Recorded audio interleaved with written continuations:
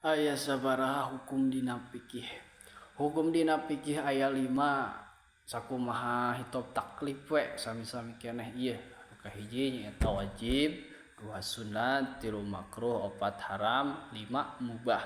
Eta hukum dina fikih. Aya deui hukum dina tauhid. Hukum dina tauhid mah aya 3. Hiji wajib, 2 mustahil, 3 jaiz atanapi beunang. Terus hukum dina fikih nu tadi teh sing emut aya parentah, aya larangan.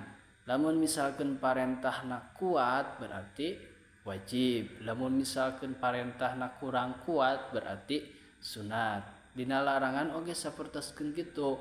Lamun laranganna kuat berarti wajib teh haram. Lamun misalkan laranganna kurang kuat berarti makruh. Henteu diparentah, henteu dilarang berarti mubah. Nah, gitu. Hukum dina fikih aya 5, hukum dina tauhid aya 3.